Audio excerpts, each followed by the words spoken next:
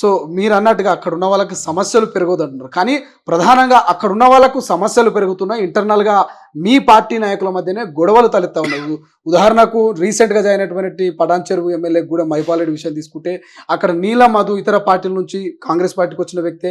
Original Congress కాటా శ్రీనివాస్ గౌడ్ కావచ్చు, మొన్నొచ్చినటువంటి గూడెం మైపాల్రెడ్డి కావచ్చు. ఒక ఇష్యూ కూడా జరిగింది లేటెస్ట్‌గా. సో అంటే సొంతంగా కష్టపడి మొదటి నుంచున్న వాళ్ళకు ఒక రకంగా కొత్త వాళ్ళతోటి ఇబ్బంది ఎదురవుతోంది. కొత్తోళ్ళు పాతోళ్ళతోటి ఇమడలేనటువంటి పరిస్థితి. ఇది పార్టీకి ఇంటర్నల్‌గా ఎక్స్‌టర్నల్‌గా కొంత నష్టాన్ని చేకూర్చే అవకాశం లేదంటారా?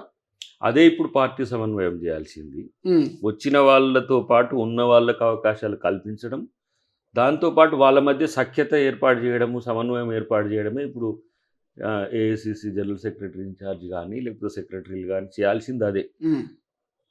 ఒకవైపు బలోపేతం అవుతున్న క్రమంలో ఇంకోవైపు నష్టపోకుండా చూసుకోవాల్సిన బ్యాలెన్స్ చేయాల్సిందే అవసరం ఉంటది. హ్మ్. చాలామంది అక్కడ నానీళ్ళు కూడా మళ్ళీ వెనకకొచ్చిండు ఇప్పుడు అక్కడ. అవును. సో, అంతా నేను అనుకుంటున్న అన్ని నియోజకవర్గాల్లో కొంత ఇలాంటి పరిస్థితిలో ఉన్నప్పటికి కూడా ఒక 5, 6 నెలల వరకు ఈ సమస్యలుంటాయి. హ్మ్. తర్వాత అడ్జస్ట్ అయితారని నేను అనుకుంటున్నా. హ్మ్. అడ్జస్ట్ కాలేని పరిస్థితుల్లో వాళ్ళు ఎంపవర్ కావాలి. హ్మ్. వాళ్ళు అవకాశాలు తీసుకోవాలి. లేకపోతే అవకాశాలు హ్మ్. నాయకత్వం దగ్గర హ్మ్. కొంత లీనియన్స్ తీసుకుంటే నష్టపోకుండా ఉంటది. హ్మ్. అట్లని చెప్పి వచ్చిన వాళ్ళకే ప్రాధాన్యత ఉంటదా అంటే పార్టీ దృష్టిలో అట్లేముండదు. వచ్చిన వాళ్ళకుండే ప్రాధాన్యత ఉంటూనే హ్మ్. ఉన్న వాళ్ళకు సరైన ప్రాతినిధ్యం కల్పించడానికి పార్టీ హ్మ్. అన్ని విధాల ప్రయత్నం చేస్తున్నది. మొన్న కూడా మీరు చూడండి ఏది ఇచ్చిన చైర్మన్‌లలో హ్మ్. ఫ్రంటల్ ఆర్గనైజేషన్స్‌తో పాటు ఎవరు సీనియర్స్ ఉంటే కొంత టెక్నికల్‌గా అడ్వాన్స్‌మెంట్ ఉంటే హ్మ్. దాని పట్ల అవగాహన ఉన్న హ్మ్. ముఖ్య నాయకులకందరికి కూడా ఒక 30, 35 మందికొచ్చినట్టుంది. అవును.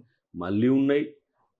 జడ్పీ చైర్మన్‌లు ఉంటాయి. అవును. రాష్ట్ర జిల్లా స్థాయిల్లో ఉండే ఎంపీపీలు వాటికి సంబంధించి ఉంటాయి. మార్కెట్ కమిటీలు ఉంటాయి. కాబట్టి హ్మ్.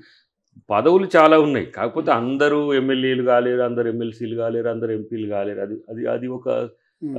ఏమంటారు ఒక ఆహ్, త ఒక ఒక దశ అది అయిపోయింది. హ్మ్. ఇప్పుడు ఉన్న వాటిల్లో మంచి వాటిని ఎంచుకోండి.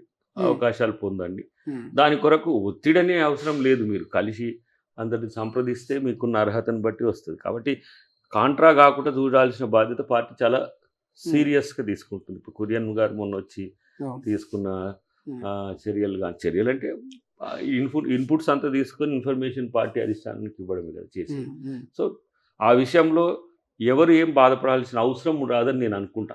ఓకే. ఎందుకంటే ఎన్నో పదవులున్నాయి. ఇంకా నాకు తెలిసి 300, 400 పైచిలకు మంచి పదవులుంటాయి. అవును. సో, హ్మ్. అలాంటప్పుడు ఎందుకు అంటే అది కోరుకుంటేనే సమస్య. హ్మ్. హ్మ్. అదే కావాలని కోరుకుంటేనే సమస్యొస్తది. హ్మ్. దయాకర్ గారికి బాగా అనుభవం అయినట్టుంది ప్రభుత్వం వచ్చిన తర్వాత. అంతే. ఆ! అంతే కదా! అనుభవం హ్మ్. ఏంటిది ఇప్పుడు హ్మ్.